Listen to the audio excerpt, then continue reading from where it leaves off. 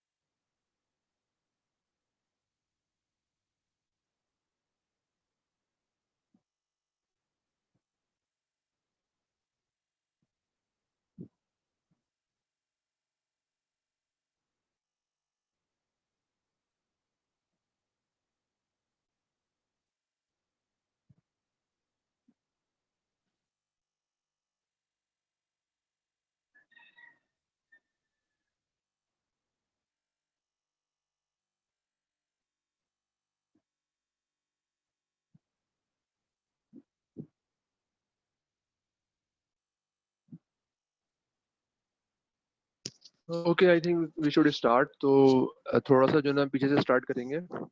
Last time जो है वो अगर आपको याद हो तो हमने इक्वेशन ऑफ मोशन निकालना सीखी थी, जिसमें आपके पास स्प्रिंग, मास और टेम्पर तीनों ही आ रहे थे। तो यानी कि हम डैम्ड सिस्टम की बात कर रहे थे।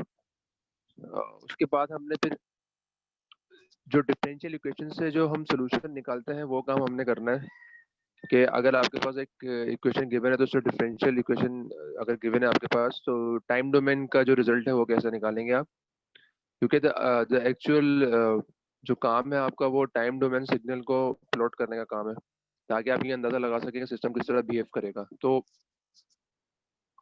सिंपल स्प्रिंग मास डैम्पर की बात हो रही है तो obviously you will have three three components: inertial force, damping force, and then we have stiffness force. ठीक है, तो ये तीन बड़े सिंपल से आपके पास आ गए।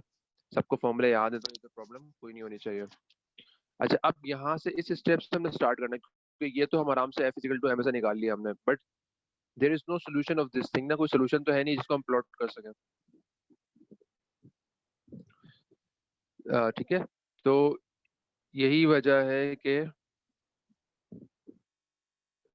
इसको हमें सॉल्व करना है। तो जब तक हम सॉल्व नहीं कर सकते we can not plot the time domain signal. और टाइम डोमेन सिग्नल नहीं होगा तो यू कैन नॉट आइडेंटिफाई कि सिस्टम किस तरह बिहेव करेगा। तो उसके लिए कॉन्सेप्ट वही है जो हमने अनडेप में इस्तेमाल किया था, अगर याद हो किसी को, कि हम सोल्यूशन अज्यूम करते हैं एक्स का। हम सोल्यूशन अज्यूम करते हैं एक्स डॉट का, एक्स डबल डॉट का और एक्स का।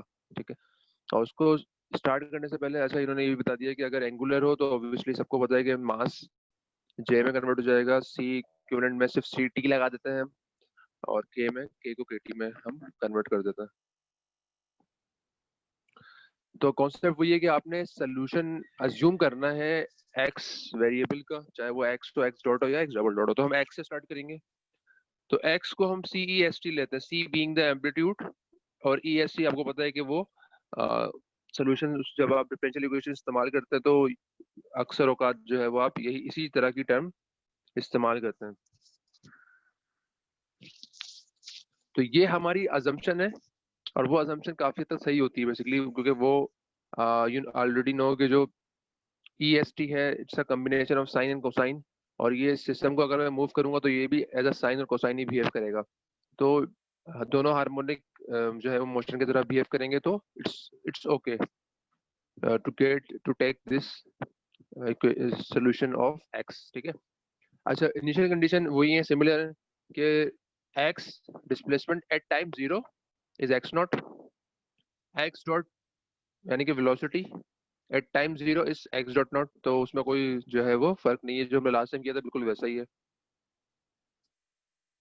अब काम हमारा ये है कि ये जो एक्स टी है ये हमने उठा के वापस इस इक्वेशन में डालना है। और अगर हमें एक्स डॉट भी हमें यहाँ से उठा के डालना है, तो for X dot we need to differentiate this thing, for X double dot we need to differentiate this thing two times. तो वो जो भी रिजल्ट आएगा वो हम उठा के वापस एक्स में डाल देंगे। तो अगर आप ये इसको डिफरेंशिएट करना चाहें, लेट सपोज हम एक्स डबल डॉट निकालते हैं यहाँ पे, बल्कि एक्स डॉट की बात कर लेते हैं। तो अगर मैं यहाँ पे एक्स डॉट निकालना चाहूँ तो obviously I need to differentiate this thing one time. तो उसके लिए करना क्या होगा, सी ई एस टी एक बार तो वैसे ही आ जाएगा, और फिर जो पावर होगी एस की वो बाहर जो जो पावर होती है उसको दोबारा आप डिफरेंशिएट करते हैं। ठीक है, तो इसको डिफरेंशिएट करूंगा तो मैं एस बाहर आ जाएगा, क्योंकि टाइम तो वो जस्ट बिकम वन। ठीक है, तो अगर इसको कन्वर्ट करना है वेलोसिटी के अंदर, यू विल गेट एस बाहर आ जाएगा and then C E S T, simple. तो जो पावर, जो टाइम के साथ पावर का जो कंपोनेंट होता है वो बाहर आ जाता है। फॉर द एक्सेलरेशन ये काम दो बार होगा। अगर एक्सेलरेशन की बात करें तो एस स्क्वायर हो जाएगा, तो एस स्क्वायर सी ई एस टी बनेगा फॉर एक्स डबल डॉट। तो सिंपल है बड़ा, ये आप पुट करेंगे, कॉमन निकालेंगे सी ई एस टी, क्योंकि सी ई एस टी तो हर किसी में आ रहा होगा। तो you will get M S square plus C S plus K. अच्छा, अब obviously this thing can not be zero. तो ऑब्वियसली बात है कि जो आपका ब्रैकेट में टर्म है ये this has to be zero, तो उसको हमने जीरो के बराबर रख दिया। और ये आपकी कैरेक्टरिस्टिक इक्वेशन कहलाती है। यानी कि क्यों कैरेक्टरिस्टिक का मतलब यही है कि जो सिस्टम है मौजूद उस वो किस तरह बिहेव करेगा, उसके पैरामीटर्स किस तरह बिहेव करेंगे। तो वो इसीलिए वो सिस्टम का करेक्टर बताएगी, तो इसीलिए this equation is known as the characteristic equation. अच्छा, अब आप इसमें जो है ऑब्वियसली याद रख लें, क्वाड्रेटिक होगी। सिंगल डिग्री ऑफ फ्रीडम की जो भी मास, स्प्रिंग और डैम्पर की इक्वेशन है वो क्वाड्रेटिक है, तो क्वाड्रेटिक का फॉर्मूला लगा दें।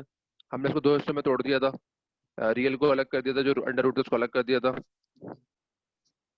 अच्छा, अब यहाँ पे दो रूट्स आ रहे हैं, ऑब्वियसली बात है, ये जो आपको जो रूट्स क्वाड्रेटिक है तो दो रूट्स आएंगे। एक जो रूट है वो प्लस के साथ आएगा यहाँ पे, और एक माइनस का माइनस लगाएंगे आप तो सेकंड रूट आ जाएगा। तो इसका मतलब आपके पास टू डिफरेंट रूट्स हैं, और जब भी दो डिफरेंट रूट्स होते हैं तो फॉर्मूला लिखने का तरीका ये हो जाता है। लास्ट टाइम आपके पास क्या था, कॉन्स्टेंट वही रहता है, CEST ही रहेगा, बट फर्क ये आएगा कि C1E S1T हो जाएगा प्लस C2E S2T। ठीक है, क्योंकि दो रूट्स आ गए अब आपके पास, ये जो ना, तो now you have two distinct roots, तो उसके लिए you have to write the solution like this. अब करना क्या है, काम सारा ये है कि आपने C1 और C2 निकालना है। जब भी आपके पास इस तरह की कोई सिचुएशन आती है, जब आपको सॉल्व करना होता है, तो you need to find the जो आपके पास कॉन्स्टेंट्स है वो निकालने पड़ते हैं आपको, और कॉन्स्टेंट्स निकालने के लिए obviously you need to go back to the initial condition. ठीक है, तो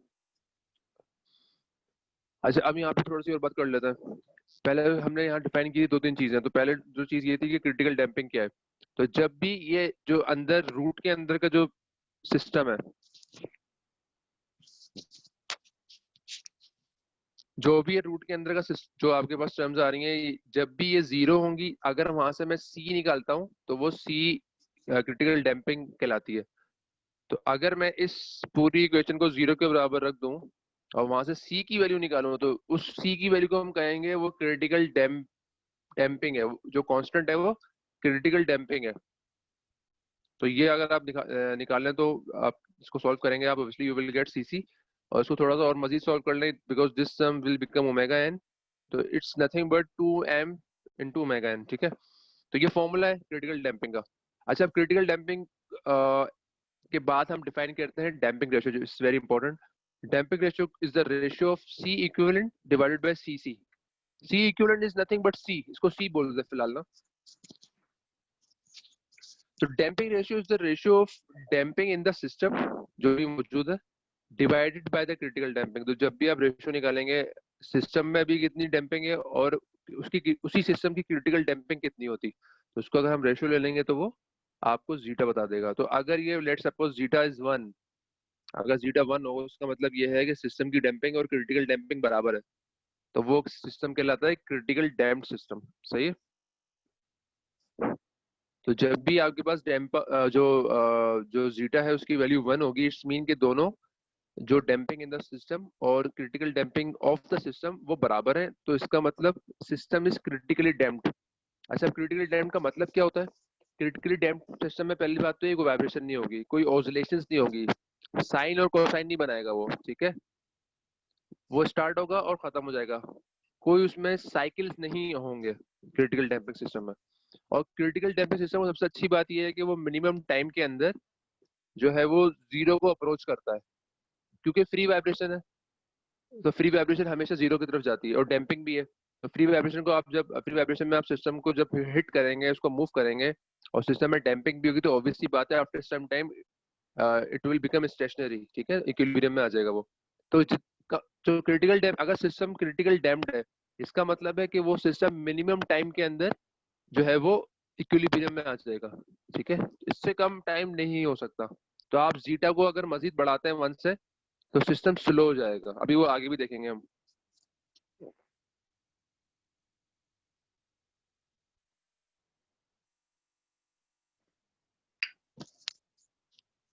अच्छा जी, तो जीटा समझ आया आपको कि बहुत ही इंपॉर्टेंट टर्म है, और रेशो है damping in the system divided by the critical damping. अच्छा, अब वही जो इक्वेशन थी हमने स्टार्ट में इस्तेमाल की थी, उसको थोड़ा सा हमने जो है अरेंज कर दिया है। तो हम मास को जो है ना दोनों से डिवाइड करा दिया है, एंड जो एक्सेलरेशन है उसको अलग कर दिया हमने। अब हम चाहते क्या है, हम चाहते हैं कि हमारे पास दो बड़ी इंपॉर्टेंट टर्म्स हैं यहाँ पे। एक जो हमने अभी डिफाइन की है जीटा, जो कि damping ratio, and the second one is omega N, जिसको आपको पता है कि ओमेगा एन क्या होता है. Omega is nothing but under root K equivalent divided by M equivalent. तो हम चाह क्या रहे हैं, हम चाह ये रहे हैं कि ये जो इक्वेशन है इसको हम बजाय से कि सी एम के की टर्म में लिखें, वी आर ट्राइंग कि हम इस इक्वेशन को क्या जीटा और ओमेगा एन की टर्म्स में लिख सकते हैं. फायदा क्या होगा? फायदा ये होगा कि जीटा को अगर आप देखते हैं तो बड़ा आराम से आपको आइडिया हो जाता है कि वो किस तरह सिस्टम बिहेव करेगा. अगर जीटा 0.25 है तो किस तरह बिहेव करेगा, अगर जीटा 0.5 है तो किस तरह बिहेव करेगा, अगर जीटा 1 है तो किस तरह बिहेव करेगा, अगर जीटा 1 से बड़ा है तो किस तरह बिहेव करेगा सिस्टम. यू नो, ठीक है, ये भी आगे हम पढ़ेंगे. तो जीटा को एनालाइज करना देखकर is very easy, but C M और के को एनालाइज करना इज डिफिकल्ट, क्योंकि ये तो इंटरचेंज है ना चीजें. तो जब तक तीनों पता नहीं होंगे उसको फिर मजीद आपको एनालाइज करना पड़ेगा, आपको देखना पड़ेगा ओमेगा एन क्या बन के आ रहा है. तो तरीका बेहतर क्या है कि आप इस इक्वेशन को इस तरह इस्तेमाल ना करें जिस तरह लिखी हुई है. ये तरीका ये है कि we should convert this equation into omega n and zeta की टर्म्स. ठीक है, तो उसी के लिए हम ये काम कर रहे हैं यहाँ पे. और अगर उसको आप सॉल्व करते हैं तो you will get this equation. अच्छा, अब ये कहाँ से आई है? पहले तो इसको देख लेते ना. This is nothing but omega n square.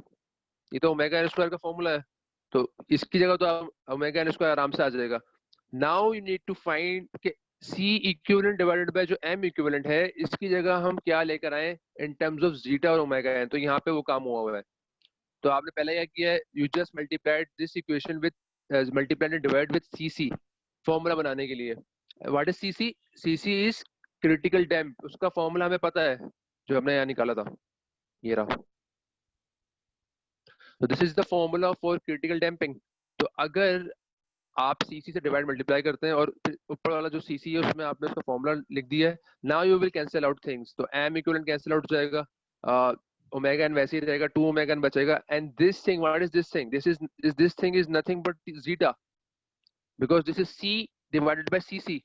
ठीक है, तो this is nothing but zeta. तो जो आपके पास सेंटर की टर्म आ रही है रेड वन, इसको अगर हम जीटा और ओमेगा एन की टर्म्स में लिखना चाहें तो it will become 2 zeta omega n, और ये उठा के वापस आप इसमें डाल देंगे तो ये आपके पास बड़ी अच्छी इक्वेशन आ जाएगी सेकेंड ऑर्डर सिस्टम की, single degree of freedom with spring mass and damper. ठीक है, तो हमने अब ये इक्वेशन इस्तेमाल नहीं करनी है. You need to remember this equation.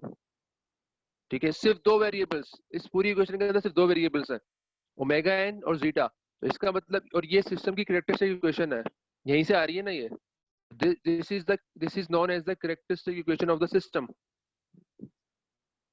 और standard form of the second order system. एक ही बात है. अच्छा, तो इसका मतलब ये हुआ कि सिस्टम की जो कैरेक्टरिस्टिक है कि सिस्टम किस तरह बिहेव करेगा वो सिर्फ दो बातों पर डिपेंड करती है कि ओमेगा एन क्या है सिस्टम का और जीटा क्या है. That's it. तो you only want to know the zeta and omega n of the system and you can define कि सिस्टम किस तरह बिहेव करेगा.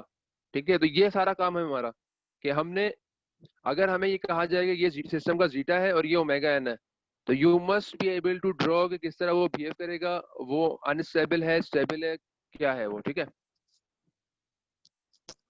अच्छा, इसी इसी इसी को अगर आप कन्वर्ट करते हैं एस की टर्म्स में तो you will get something like this. अभी ये भूल जाएंगे कैसे आया ये. इसमें लेप्लास की इक्वेशन लगती है. तो जब भी डिफरेंशियल, जब दो डिफरेंशियल होते हैं तो उसमें एस स्क्वायर आ जाता है. बस ये याद रखें, अगर एक डिफरेंशियल होगा तो एस आएगा, और अगर कुछ सिर्फ एक ही वेरिएबल होगा, कोई डिफरेंशियल नहीं होगा तो कुछ भी नहीं आएगा. तो इसीलिए इसको कन्वर्ट कर सकते हैं हम by using Laplace into this thing. Concept वही है, सिर्फ एक्स डबल डॉट की जगह एस स्क्वायर आ गया है, एक्स डॉट की जगह एस आ गया है, एंड यहाँ पे कुछ भी नहीं था तो वो गायब हो गया. तो now this equation is in Laplace form. Laplace कहाँ से आ रहा है? Laplace is nothing but is a way to represent system in frequency domain. क्योंकि ओमेगा एन की बात कर रहे हैं तो ये फ्रीक्वेंसी डोमेन की इक्वेशन है.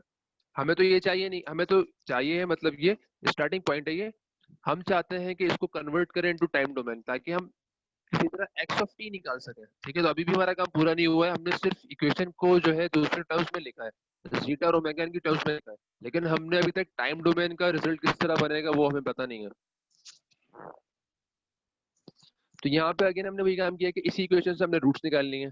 आप again this is simple quadratic equation, आराम से निकाल सकते हैं हम. अब दो रूट्स आ गए, और ये जो आपके पास सोल्यूशन था, if you remember, let me check this one. तो जब दो रूट्स आपके पास आ गए तो आप S1 की जगह पहला रूट डाल सकते हैं और S2 की जगह सेकंड रूट डाल सकते हैं, ठीक है। तो आपके पास x ऑफ t आ जाएगा। इसमें अभी भी C1 और C2 हमें नहीं पता। तो अगर हम वो काम करें यहाँ पर, और ये जो दो रूट्स आए हैं एक पॉजिटिव के साथ और एक नेगेटिव के साथ उसी इक्वेशन में डालें वापस पावर के साथ, तो this will become x of t। एक जनरल इक्वेशन बन के आ गई आपकी। तो अब फर्क क्या है इन दोनों में समझें। This is equation coming from the system, Laplace की फॉर्म में है, लेकिन इससे हम रिजल्ट क्या निकाल रहे हैं, ये निकाल रहे हैं एक्स ऑफ टी, क्योंकि हमने प्लॉट तो बड़ा जो हमने प्लॉट करना है वो तो टाइम ही प्लॉट करना है ना, अपना टाइम की रिस्पेक्ट से प्लॉट करना है अपने सिस्टम को।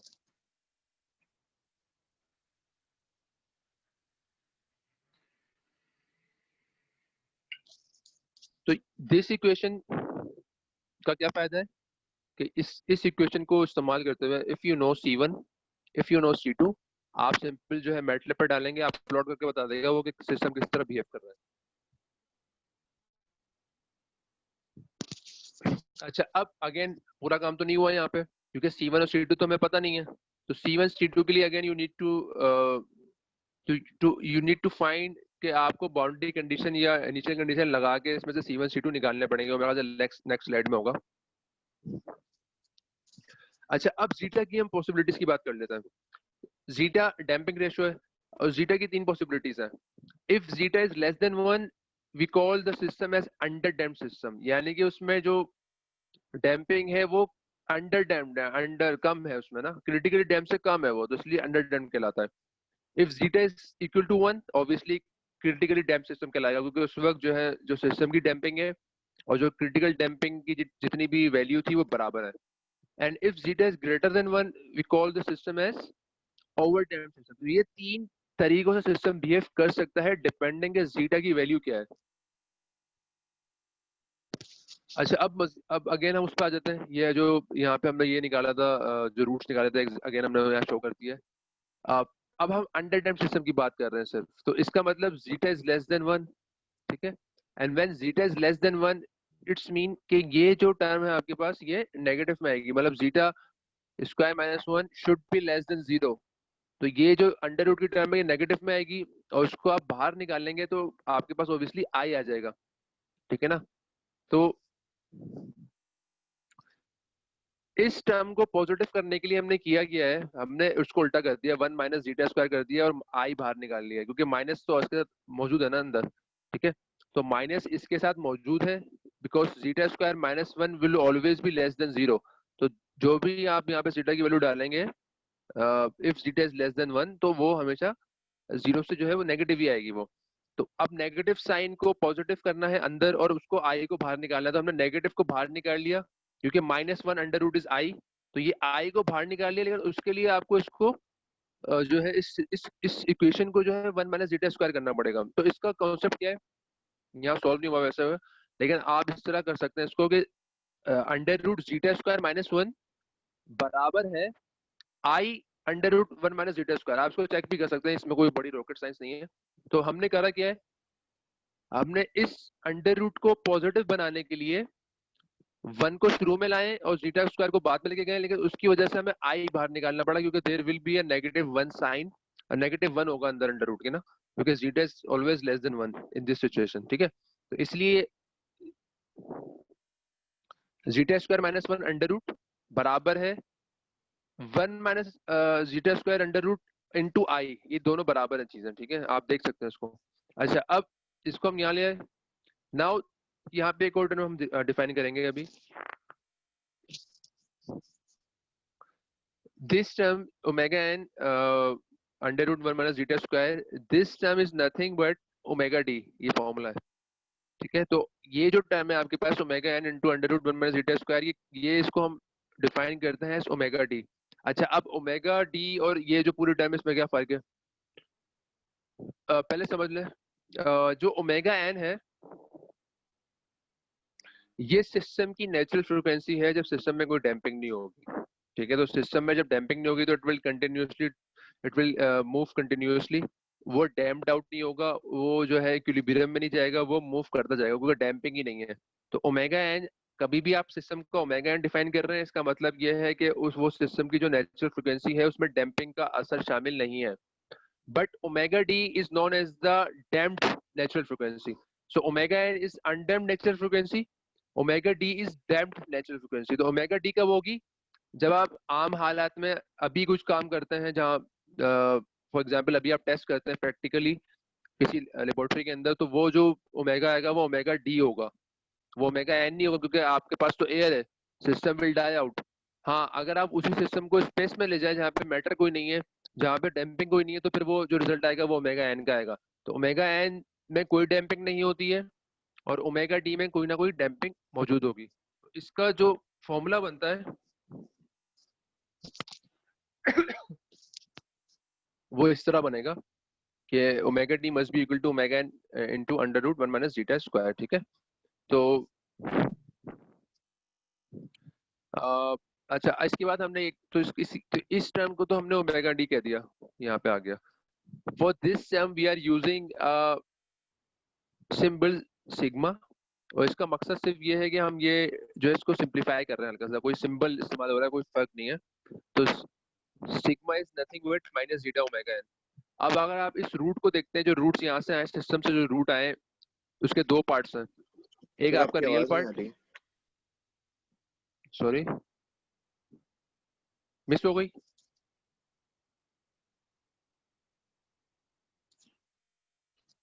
अब आ रही है? दोबारा बताएं जरा मुझे.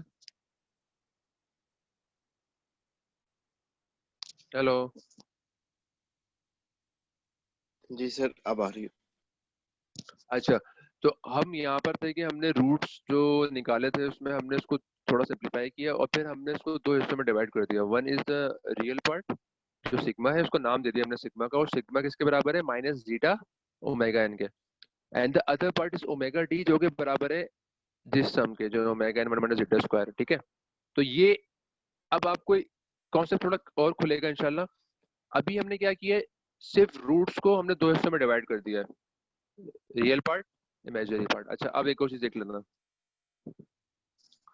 यहाँ पे एक ग्राफ ड्रॉ हुआ है.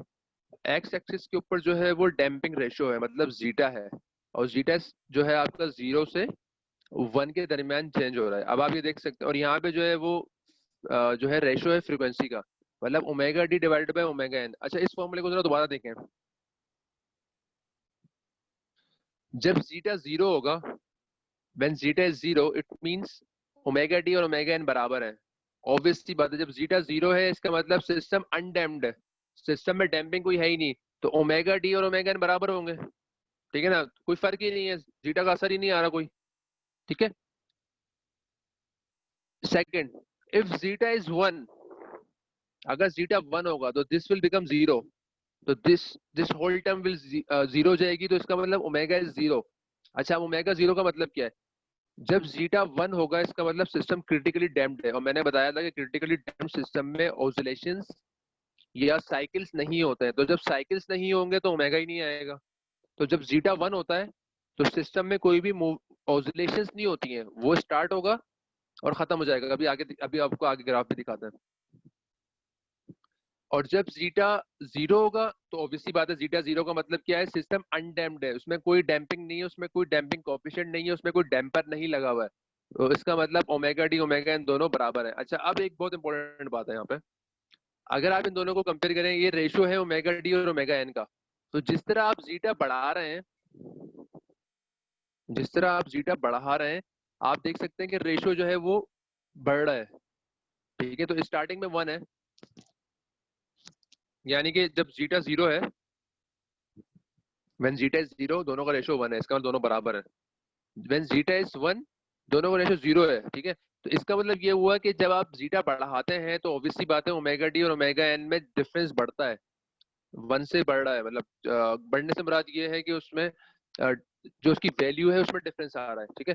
तो अगर आप ये देख सकते हैं कि अगर जीटा 0 और 0.2 के बीच में रहता है, अगर जीटा 0 0.2 के बीच में रहता है, तो जो रेशियो है ओमेगा डी और ओमेगा एन में उसमें ज्यादा फर्क नहीं आ रहा, मतलब 1 के अराउंड ही है ये, तो इतना इतना बहुत बड़ा फर्क नहीं आता. तो कंक्लूजन इसका क्या है?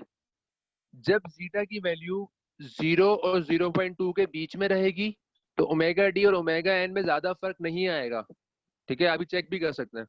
तो इसीलिए करते क्या है हम कि हम ओमेगा एन को ही कंसिडर करते हैं। नॉर्मल सिचुएशन जो होती है उसमें हम ओमेगा एन को ही लेते हैं, क्योंकि जो मैक्सिमम दुनिया में सिस्टम्स हैं वो लोअर जीटा पे काम करते हैं। उसमें जीटा की वैल्यू 0.1 0.2 के आसपास ही होती है, ज्यादा जो है वो डैम्पिंग सिस्टम में नेचुरली नहीं होती है।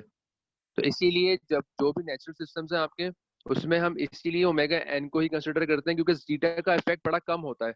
तो जितना जितना कम जीटा जीटा की वैल्यू होगी उतना कम इन दोनों में डिफरेंस होगा। जितना ज्यादा जीटा की वैल्यू होगी उतना ज्यादा डिफरेंस होगा इन दोनों में। आप ये चेक भी कर सकते हैं, क्योंकि जब आप जीटा स्क्वायर, जब जीटा की वैल्यू बहुत कम होगी उसको स्क्वायर करोगे तो और कम हो जाएगी वो, और जब वो 1 से माइनस करोगे तो वो 0.99 समथिंग आ रहा होगा, अंडर रूट लेंगे आप और मजीद वो 1 के करीब चली जाएगी। तो इसका मतलब सारा डिपेंड जो करेगा कि ओमेगा डी और ओमेगा एन में कितना फर्क है, वो जीटा की वैल्यू पे करेगा, और वो यहाँ पे शो भी हो रहा है। फॉर एग्जाम्पल, अगर zeta is 0.8, let's suppose zeta is 0.8, तो 0.8 में जो रेशियो बन रहा है ओमेगा एन ओमेगा डी का, वो 0.6 बन रहा है। तो इसका मतलब 60% का फर्क आ गया यहाँ पे, ठीक है? तो अगर जीटा 0.8, तो ओमेगा डी और ओमेगा एन का जो रेशियो है वो 0.6 से, मतलब omega d is 0.6 times omega n. समझ रहे हैं आप? तो इसका मतलब जीटा बढ़ गया तो उसमें डिफरेंस ज्यादा, जो ओमेगा डी और ओमेगा एन का डिफरेंस है वो बढ़ गया आपके पास। अच्छा, अब अगेन वही जो रिजल्ट था जो हमने यहाँ उसको पावर डाली थी, जो ये पावर थी उसको थोड़ा सा हमने सिंप्लीफाई किया यहाँ पे, और हमने इसको जो है वो कॉमन कॉमन वगैरह लेके उसको अलग करके हमने एक्सपोनेंशियल को कॉमन ले लिया, C1 C2 को अंदर ले गए हैं। और फिर ऑब्वियसली बात है कि आपको सबको पता है कि जो ई की पावर कोई भी होती है, this is nothing but omega d. Again this omega n 1 minus zeta square is omega d, again this is omega d. तो आप उसको सिंप्लीफाई कर सकते हैं। और आपको पता है कि ई के ऊपर कोई भी पावर होगी तो उसमें आप उसको आप कोसाइन और साइन से रिप्रेजेंट कर सकते हैं। तो यहाँ पे भी एग्जैक्टली वही किया हुआ है, याद करने की जरूरत नहीं है इसको, जो सिर्फ डेरिवेशन है। और अगेन अगर ये भी हमने डिफाइन किया हुआ था लास्ट टाइम कि अगर किसी भी इक्वेशन में साइन और कोसाइन दोनों गिवन हो, तो you can either write the system the whole equation in terms of sine, और you can write the whole equation in terms of cosine. ये आपके ऊपर है, आपको बस फाई लगाना पड़ेगा, एक जगह जो प्लस होगा एक जगह माइनस होगा। अच्छा, और ऑब्वियसली बात है जो x जो आपका एम्पलीट्यूड होगा इस केस के अंदर, it will be a combination of a1 and a2। तो आप a1 a2 को अगर आप इस फॉर्मूले के थ्रू निकालना चाहें x को, तो आराम से निकाल सकते हैं। और जो फाई है वो आपको पता ही है कि इमेजिनरी डिवाइडेड बाय रियल होता है। तो फाई या फाई नॉट निकालना चाहें तो आप वो अपोज हो जाएगा, अपोजिट हो जाएगा, ऑब्वियसली बात है। ये सिर्फ डेरिवेशन है तो याद नहीं करनी है आपने, सिर्फ कॉन्सेप्ट समझना है, ठीक है? अच्छा, अब अभी तक प्रॉब्लम क्या है कि हमने जो C1 और C2 है ये तो निकाला ही नहीं है, ठीक है? हमने अभी तक जो इनिशियल कंडीशन है वो तो इस्तेमाल ही नहीं की। तो अब हम इनिशियल कंडीशन इस्तेमाल करेंगे। तो एक जो उसका एक्स ऑफ टी का एक जो फॉर्म है वो उठा लेते हैं। तो हमने वो कौन सी फॉर्म उठाई है? हमने कोसाइन और साइन वाली फॉर्म उठा ली है, जिसमें एक कोसाइन आ रहा है और एक साइन आ रहा है आपके पास। और आपने इसको डिफरेंशिएट भी कर दिया, क्योंकि आपको पता है कि आपके पास दो इनिशियल कंडीशन है, एक डिस्प्लेसमेंट की इनिशियल कंडीशन है और एक वेलोसिटी की है। इसको आप डिफरेंशिएट करके इसको चेक करिएगा कि ये किस तरह डिफरेंशिएट हो रही है। तो बड़ा मतलब यू डॉट वी लगा देंगे, ऑब्वियसली बात है। आप तो ये you must check this derivation. अच्छा, उसके बाद इनिशियल कंडीशन वही है आपके पास जो हम इस्तेमाल करते हैं, आ रहे हैं displacement at time 0 is x not, velocity at time 0 is x dot not. तो अब हमने ये उठा के इक्वेशन नंबर 1 और इक्वेशन नंबर 2 में ये दोनों चीजें डालनी है। तो ऑब्वियसली बात है कि जब आप ये टाइम 0 डालेंगे इसके अंदर और इसको सॉल्व करेंगे तो आपके पास a1 का आंसर आ जाएगा, और वो x नॉट के बराबर आ रहा है।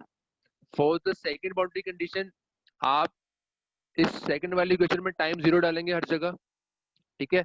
जहाँ पे भी x और यहाँ पे x डॉट नॉट आ जाएगा। बाकी टाइम की जगह 0 डालेंगे आप हर जगह को, टाइम 0 पे निकाल रहे हो। तो सॉल्व करने के बाद यू विल गेट a2। यहाँ से जो आपके पास a2 का रिजल्ट आ जाएगा जब आप सेकंड जो बाउंड्री कंडीशन है या इनिशियल कंडीशन इस्तेमाल करेंगे फॉर दिस सेकंड इक्वेशन, तो you will get the result for a2। अब a1 और a2 दोनों आ गए, ये भी आपने a2 आपने खुद चेक करना है, ठीक है? तो you must check this derivative, और आपने ये भी चेक करना है कि ये जो a2 का रिजल्ट है कैसे आ रहा है। कुछ भी नहीं करना, सेकंड जो आपके पास कंडीशन है, इनिशियल कंडीशन है, उसको इस्तेमाल करते हुए आपने टाइम की जगह 0 डालना है हर जगह, तो ऑब्वियसली बात है साइन 0 हो जाएगा 0, cos 0 जो है वो 1 हो जाएगा, तो this thing will become 1 only. ठीक है, e माइनस 0 जिस 1। ठीक है, तो आप उसको सॉल्व कर लेंगे, वहां से आपके पास a2 का रिजल्ट आ जाएगा, तो a2 का बड़ा आराम से आपको रिजल्ट आ सकता है। तो दो आपके पास जो कॉन्स्टेंट्स हैं उन दोनों का रिजल्ट आ गया। नाउ कुछ भी नहीं है, you just need to put this a1 and a2 and this जो हमारी स्टार्टिंग इक्वेशन थी इसमें डाल दें आप, तो आपको रिजल्ट आ जाएगा। तो अगर इसको मैं वापस a1 और a2 को पहली वाली इक्वेशन में डालता हूँ, तो you will gate x of t। तो यहाँ ये जो है आपके पास a1 आ रहा है and this whole thing is your a2। ठीक है, और फिर अगर आप इस पोजीशन पे हैं कि आप जो है अगर ओमेगा डी आपको पता है और आपको जीटा पता है और इनिशियल कंडीशंस पता है, तो you can plot this equation. और ये क्योंकि अंडर डैम्प सिस्टम है तो इट विल डाई आउट। एक खास पॉइंट पे ये स्टार्ट हो रहा है क्योंकि इनिशियल कंडीशन है इसके पास कोई, and then you can see कि ये डाई आउट हो रहा है, it is going towards the equilibrium. ठीक है, तो ये रिजल्ट है, ये मैथमेटिकल इक्वेशन है एक अंडर डैम्प सिस्टम के लिए। अब और ये तो आपको रिजल्ट पता ही है। तो ये एक इक्वेशन है अंडर डैम्प सिस्टम के लिए जिसमें जीटा जो है वो 1 से स्मॉलर है। अब इसको जो है मजीद हमने डायसेक्ट करना थोड़ा सा, और हम करना ये चाहेंगे कि हम ये देखना चाहेंगे कि क्या हम सिर्फ रूट्स को देख के ये बता सकते हैं कि सिस्टम किस तरह बिहेव करेगा। अभी तो हमें इतने सारे स्टेप्स करने पड़े ना उसको, मतलब हम रूट से स्टार्ट हुए थे ना, हम किस इक्वेशन से स्टार्ट हुए थे, we started from this equation. अब आपने हर चीज इस इक्वेशन से स्टार्ट करनी है, याद रखना है आपने, हर चीज आपने इस इक्वेशन से स्टार्ट करनी है। तो we started from this equation, हमने इसी इक्वेशन के रूट्स निकाले और इसी इक्वेशन का हमने एक्स ऑफ टी निकाला है। तो इक्वेशन एक ही है, उसके हमने दो चीजें निकाली हैं अभी, हमने रूट्स निकाले पहले and second we tried to find the mathematical जो इक्वेशन थी एक्स ऑफ टी की टर्म्स में। ठीक है, तो वो एक ही इक्वेशन है S square plus 2 zeta omega n plus omega n square. तो ये आपने फॉर्मूला जो जो आपका ये इक्वेशन है ये हमेशा याद रखनी है। क्या कहते हैं इस इक्वेशन को, सेकंड ऑर्डर इक्वेशन है ये, कैरेक्टरिस्टिक इक्वेशन है ये सिस्टम की। फ्री वाइब्रेशन के अंदर जो डैम्प सिस्टम है उसकी इक्वेशन है, जिसमें स्प्रिंग है, एक मास है और एक डैम्पर है। ठीक है, तो अगला हमारा काम क्या है, अगला काम हमारा ये है कि द प्रॉब्लम, तो अगर आपके पास बहुत सारे सिस्टम्स होंगे तो आपको हर सिस्टम के लिए अलग अलग निकालना पड़ेगा, सही है ना। अब जीटा 1 हो तो उसके लिए अलग निकलेगा, जीटा 1 के बराबर है तो अलग निकलेगा, जीटा 1 से बड़ा है तो अलग निकलेगा। तो ये तो पॉसिबल नहीं है कि हम हर बार ये इक्वेशन को सॉल्व करते रहे हर सिस्टम के लिए। तो हम करना क्या चाह रहे हैं, हम अगला जो अभी क्लास है, आई थिंक क्लास खत्म होने वाली है, तो हम कंपेयर करना चाहेंगे कि ये जो आपके पास रिजल्ट है और जो सिस्टम के रूट्स हैं, जो ये रूट्स आ रहे हैं सिस्टम के, जो रूट्स आ रहे हैं ये आपस में किस तरह बिहेव करते हैं, इनका आपस में रिलेशन क्या है। ठीक है, ताकि हम अपना काम आसान कर सकें। अच्छा, यहाँ पे जो है वो क्लास का टाइम खत्म हो रहा है, तो काइंडली दोबारा ज्वाइन करें फटाफट, जैसे टाइम खत्म होगा तो बंद हो जाएगा ये।